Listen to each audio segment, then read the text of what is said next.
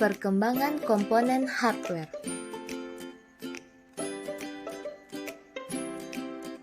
Komputer merupakan alat modern yang tidak bisa dilepaskan dari kehidupan sehari-hari, mulai dari mengerjakan pekerjaan kantor, multimedia, bahkan hiburan. Dewasa ini, perkembangan komputer semakin berkembang dan masih akan terus berkembang tanpa batas.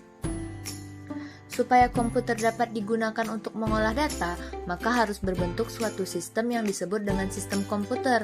Secara umum, sistem terdiri dari elemen-elemen yang saling berhubungan membentuk satu kesatuan untuk melaksanakan suatu tujuan pokok dari sistem tersebut.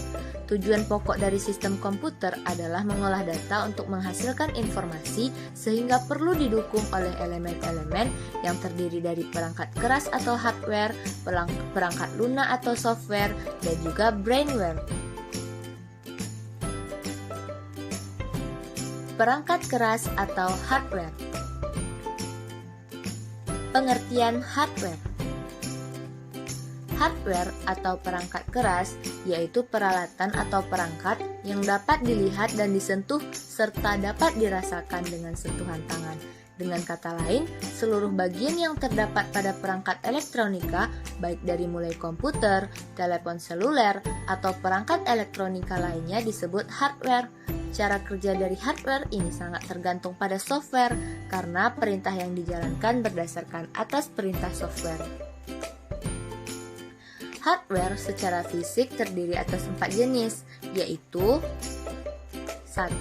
Perangkat masukan atau input device, yaitu perangkat masukan berfungsi untuk memasukkan data, baik berupa teks, foto, maupun gambar ke dalam komputer. Yang kedua, perangkat proses atau processing device, yaitu perangkat pengolah data yang dipergunakan untuk mengolah data. Ketiga, perangkat keluaran atau output device, yaitu perangkat keras komputer yang berfungsi untuk menampilkan keluaran sebagai hasil pengolahan data. Keluaran dapat berupa hard copy, soft copy, ataupun berupa suara dan bentuk lain yang dapat dibaca oleh mesin.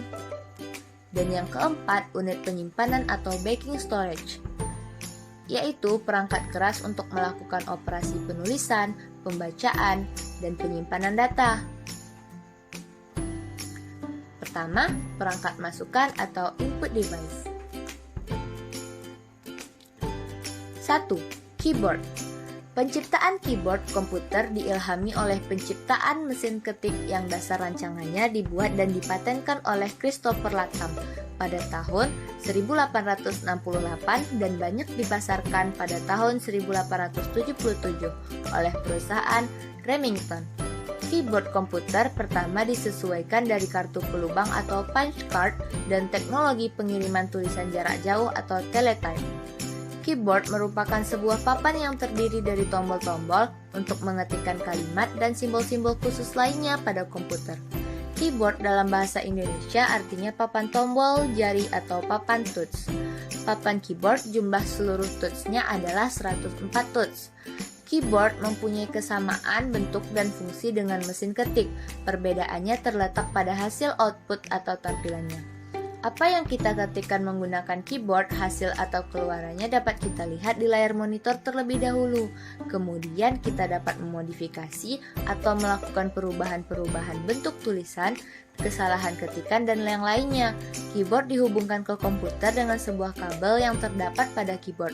Ujung kabel tersebut dimasukkan ke dalam port yang terdapat pada CPU komputer.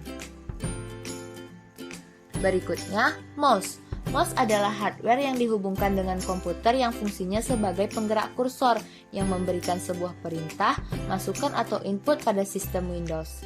Perangkat ini dinamakan mouse karena memang bentuk dan desainnya menyerupai tikus, dan kabel yang terhubung dengan komputer juga menyerupai ekor tikus. Pada sebagian besar mouse terdapat 3 tombol, tetapi umumnya hanya 2 tombol yang berfungsi, yaitu tombol paling kiri dan yang paling kanan. Pengaruh dari penekanan tombol atau yang dikenal dengan istilah klik ini tergantung pada objek atau daerah yang kita tunjuk. Komputer akan mengabaikan penekanan tombol atau klik bila tidak mengenai area atau objek yang tidak penting.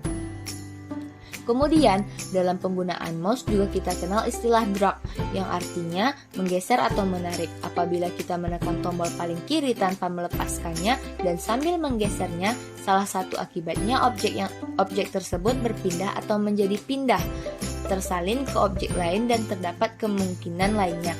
Kemungkinan ini tergantung pada jenis program aplikasi apa yang kita jalankan.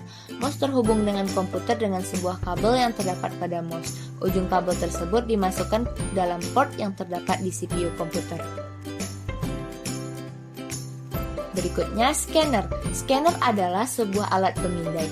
Salah satu perangkat input pada komputer merupakan suatu alat yang berfungsi untuk menduplikat objek layaknya seperti mesin fotokopi. Mesin fotokopi hasilnya dapat langsung kamu lihat pada kertas, sedangkan scanner hasilnya ditampilkan pada layar monitor komputer dahulu, kemudian baru dapat dirubah dan dimodifikasi sehingga tampilan dan hasilnya menjadi bagus, yang kemudian dapat disimpan sebagai file, dokumen, dan juga gambar. Berikutnya yaitu digital kamera.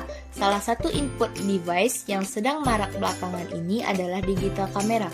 Dengan adanya alat ini kita dapat lebih mudah memasukkan data berupa gambar apa saja dengan ukuran yang relatif cukup besar ke dalam komputer kita. Digital kamera yang beredar di pasaran saat ini ada berbagai macam jenis, mulai dari jenis kamera untuk mengambil gambar statis, sampai dengan kamera yang dapat merekam gambar dinamis seperti video.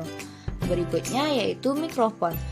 Mic atau mikrofon digunakan hanya untuk memasukkan input berupa suara. Penggunaan mic tentu saja memerlukan perangkat keras tambahan untuk menerima input suara tersebut, yaitu sound card dan speaker untuk mendengarkan hasil rekaman suara. Selanjutnya ada trackball. Bola jejak atau trackball adalah peranti penunjuk yang berupa sebuah bola yang berada di dalam sebuah alat yang memiliki sensor gerakan. Bola jejak umumnya terdapat pada tetikus modern. Bola jejak menyimulasikan pergerakan vertikal tetikus, sehingga pengguna tidak perlu menggerakkan tetikus berulang kali untuk dapat menaikkan atau menurunkan layar. Berikutnya ialah joystick. Joystick adalah salah satu perangkat masukan yang memiliki fungsi sama seperti perangkat masukan yang lain, yaitu untuk menjalankan berbagai macam fungsi untuk mengendalikan komputer. Namun perangkat ini dikhususkan untuk pengguna komputer yang memanfaatkan perangkatnya untuk bermain game. Jadi untuk kebutuhan selain game, Anda tentu tidak bisa menggunakan perangkat ini karena algoritma yang sudah tertanam pada perangkat joystick dan pada sistem komputer memang hanya bisa untuk program aplikasi game saja. Selanjutnya ada webcam. Webcam adalah perangkat keras berupa kamera kecil yang biasa ditempatkan di atas monitor atau LCD. Fungsi webcam adalah untuk melakukan video call dan bahkan dapat digunakan untuk berselfie di depan komputer. Kemudian ada touchscreen atau layar sentuh, yaitu sebuah perangkat input komputer yang bekerja dengan adanya sentuhan tampilan layar menggunakan jari atau pena digital.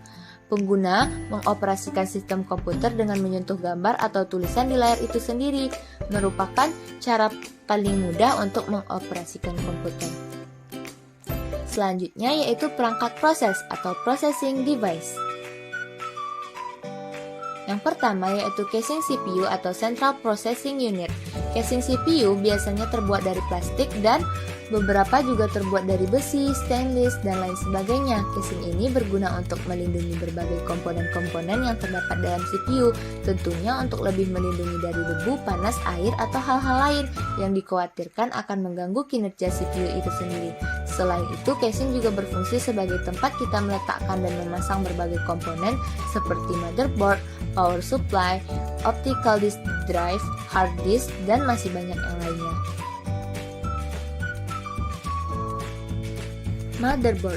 Motherboard sering disebut juga dengan sebutan papan induk yang merupakan sebuah hardware berbentuk papan yang berfungsi sebagai tempat berbagai macam hardware komputer lainnya saling terhubung. Jadi motherboard ini adalah sang penghubung perangkat-perangkat komputer lainnya. Motherboard sendiri memiliki komponen-komponen di dalamnya atau lebih tepatnya lagi di atasnya, yaitu ada CPU socket atau soket prosesor, slot memori, slot EDA dan slot SATA, slot AGP dan slot PCI, baterai CMOS, BIOS atau Basic Input Output System dan UEFI chip, I/O ports atau Input Output ports, power connector dan komponen lainnya. Selanjutnya ada CPU atau Central Processing Unit atau disebut juga prosesor. Istilah CPU terkadang dinyatakan sebagai sebuah kotak atau casing yang di dalamnya terdapat beberapa perangkat keras seperti motherboard, hard disk, RAM, kartu VGA, power supply, dan lain-lain. Padahal CPU sebenarnya adalah perangkat keras atau hardware yang terdapat di dalam casing tersebut dan terdapat pada bagian motherboard. Istilah lain dari CPU adalah prosesor. CPU atau prosesor adalah komponen komputer yang merupakan sebagai otak yang menjalankan proses dan pengendali kerja komputer dan bekerja sama dengan perangkat komputer lainnya. Satuan kecepatan dalam prosesor adalah MHz atau megahertz atau GHz atau gigahertz. Semakin besar kecepatan suatu prosesor, maka akan semakin cepat kinerja komputer. Komputer tidak akan dapat bekerja tanpa adanya CPU. CPU sering disebut sebagai otak komputer. Pada motherboard, CPU memiliki sirkuit tunggal terintegrasi atau single integrated circuit yang dinamakan mikroprosesor. CPU juga memiliki dua komponen dasar, yaitu control unit atau CU dan arithmetic logical unit atau ALU.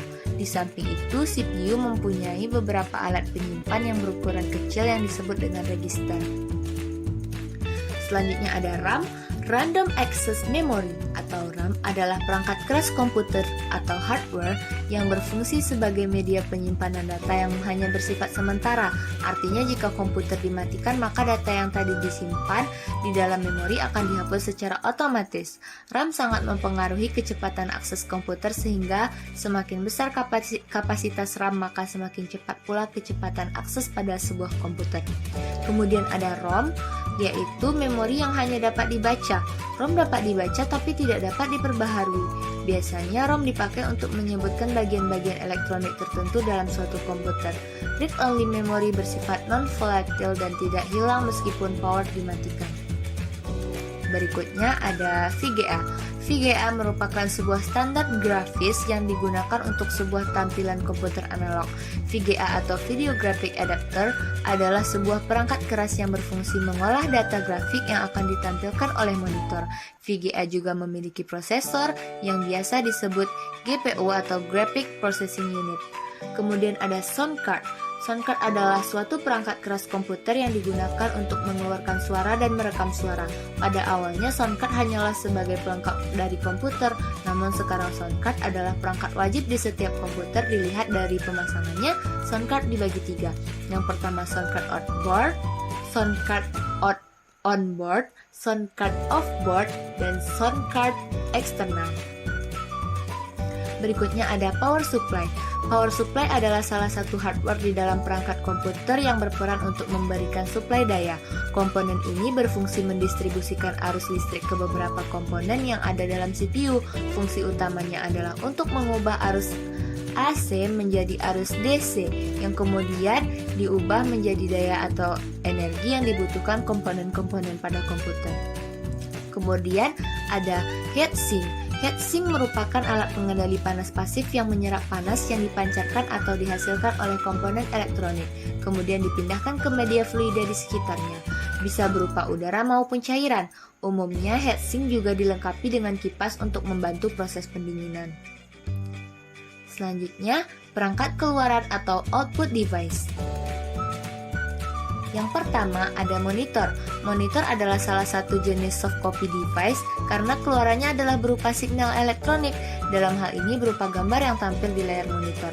Gambar yang tampil adalah hasil pemrosesan data ataupun informasi masukan. Monitor memiliki berbagai ukuran layar seperti layaknya sebuah televisi. Tiap merek dan ukuran monitor memiliki tingkat resolusi yang berbeda. Jenis-jenis monitor saat ini sudah sangat beragam, mulai dari bentuk yang besar dengan layar cembung sampai dengan bentuk yang tipis dengan layar datar atau flat. Kemudian ada proyektor. Proyektor adalah perangkat yang digunakan untuk menampilkan gambar atau visual hasil pemrosesan data. Hanya saja, proyektor memerlukan objek lain sebagai media penerima pancaran signal-signal gambar yang dipancarkan. Biasanya yang digunakan adalah di buku putih, whiteboard, atau kain layar putih yang dibentangkan. Perangkat output komputer ini bisa digunakan untuk menampilkan gambar diam atau slide maupun gambar bergerak atau video pada layar besar sehingga bisa dinikmati oleh banyak orang sekaligus. Kemudian ada speaker, yaitu perangkat keras yang dapat menghasilkan data berupa audio atau suara. Piranti ini bisa juga disebut sebagai pengeras suara karena mampu mengeluarkan volume suara yang menggelegar. Speaker cocok digunakan ketika ada acara besar atau ingin menikmati musik kencang agar gelombang suara mencapai ke telinga pendengar walaupun dengan jarak beberapa meter dari sumber suara. Berikutnya adalah headphone. Headphone berfungsi sebagai alat untuk mendengarkan data berupa audio tanpa bantuan speaker. Perangkat ini dapat dipasang pada telinga pengguna sehingga hanya pengguna yang mendengar suara yang muncul dari komputer. Selain itu, piranti ini juga dapat dipakai untuk berbicara karena ada perangkat komunikasinya. Selanjutnya ada printer yang merupakan alat atau perangkat yang berfungsi untuk mencetak dokumen maupun gambar. Printer masuk dalam bagian perangkat keluaran karena tugasnya menampilkan data berupa hasil cetakan yang sebelumnya berupa soft file. Data yang dikeluarkan oleh printer merupakan data yang diambil dari perangkat penyimpanan yang telah diolah oleh prosesor. Berikutnya ada plotter. Plotter adalah output device komputer yang berfungsi untuk menghasilkan hard copy berupa gambar atau tulisan berukuran besar. Plotter hampir mirip dengan printer tapi berukuran besar, biasa digunakan untuk mencetak banner atau spanduk. Selanjutnya ada unit penyimpanan atau backing storage. Yang pertama ada optical disk drive. Optical disk drive lebih sering disebut dengan CD atau DVD merupakan komponen yang berfungsi untuk membaca dan menulis pada piringan CD atau DVD. Selanjutnya ada hard disk, yaitu hardware yang digunakan untuk menyimpan data di sebuah komputer. Hard disk menyediakan ruang khusus untuk menyimpan dan membaca data. Meskipun perangkat ini dimatikan, data yang kita simpan tidak akan hilang. Kemudian ada floppy disk, yaitu perangkat penyimpanan data yang terdiri dari media penyimpanan magnetis bulat yang tipis dan lentur, dilapisi lapisan yang berbentuk persegi atau persegi panjang. Masuk ke perkembangan perangkat keras atau hardware komputer. Perkembangan hardware komputer semakin cepat dari yang sederhana sampai ke hardware yang paling kompleks. Namun dilihat dari sejarahnya, perkembangan komputer diawali oleh kebutuhan manusia untuk melakukan pemrosesan data secara lebih mudah. Walaupun prinsip itu tetap berlaku, namun akhir-akhir ini kelihatannya perkembangan hardware komputer mampu menciptakan kebutuhan-kebutuhan dan peluang baru. Perkembangan hardware komputer itu sendiri adalah sebuah evolusi dari berbagai alat pengolahan data. Charles Babbage yang pertama kali mengenalkan komputer yang pertama, namun pada periode ini komputer digunakan hanya untuk operasi matematika. Baru setelah tahun 1940, komputer digunakan untuk pengolahan data yang lebih luas. Berikut adalah perkembangan generasi komputer setelah tahun 1940. Generasi pertama tahun 1940 sampai 1959. Pada generasi ini, komputer mengandalkan ruang tabung hampa atau vacuum tube. Komputer ini membutuhkan ruangan yang luas, berkemampuan rendah dan terkenal dengan daya panasnya. Ukuran penyimpanannya hanya sekitar kurang lebih 2000 byte dan untuk menjalankan program dan pencetakan masih dilakukan secara manual. Beberapa komputer yang lahir pada generasi ini adalah ENIAC, EDVIC, EDSAC. Generasi kedua tahun 1959 sampai 1964. Penemuan transistor pada tahun 1948 adalah salah satu faktor yang membuat generasi komputer ini lahir. Transistor menggantikan kedudukan vacuum tube dalam menyimpan dan melakukan proses informasi. Transistor bentuknya lebih kecil, tidak begitu panas dan mengkonsumsikan sedikit tenaga. Ukuran penyimpanan berkapasitas sebesar 32 KB dengan kecepatan 20.000 sampai 30.000 perintah per detik. Pada periode ini pula bahasa pemrograman sudah mulai dikenal untuk menggantikan bahasa mesin pada generasi sebelumnya, sehingga menyebabkan ada beberapa profesi baru yang bermunculan seperti programmer, analisis, dan ahli sistem komputer. Selanjutnya, masuk ke generasi ketiga tahun 1964 sampai 1980. Generasi ini dipengaruhi oleh penemuan IC dan chip untuk mengatasi kekurangan transistor yang cepat panas. Dengan ukuran penyimpanan berkapasitas 2 MB dengan kecepatan kurang lebih 5 juta per detik, komputer generasi ini pun membuat komputer menjadi lebih kecil karena komponen yang banyak dapat dipadatkan dalam satu chip. Generasi ini pula ditemukan sistem operasi. Masuk ke generasi keempat, yaitu tahun 1980 sampai sekarang. Komputer telah menggunakan teknologi Very Large Scale Integrated Circuit atau VLSIC dalam sebuah chip. Teknologi ini mampu menampung jutaan sirkuit. Chip ini dinamakan dengan mikroprosesor untuk membuat komputer lebih bisa melakukan tugas-tugas yang lebih kompleks. Ukuran penyimpanan mempunyai kapasitas yang besar dengan kecepatan jutaan perintah. Personal komputer dikenal pada generasi ini. Perkembangan teknologi elektronik yang paling pesat dan banyak dipakai di banyak bidang dalam menyelesaikan pekerjaan maupun untuk memperoleh informasi tidak lain adalah komputer. Perkembangan komputer ini diakibatkan oleh perkembangan mikroprosesor atau prosesor sebagai otak dalam menangani keseluruhan dari kerja komputer. Nah, sejarah perkembangan mikroprosesor dimulai dari sini, yaitu dari tahun 1971 ada yang namanya 4004 mikroprosesor, dilanjutkan tahun 1972 dan seterusnya, seperti dapat dilihat pada slide berikut.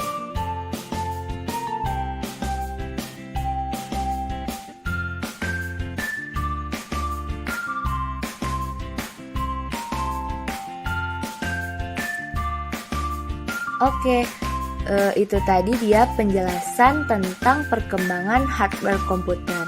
Nah, terima kasih atas perhatiannya dan Assalamualaikum warahmatullahi wabarakatuh.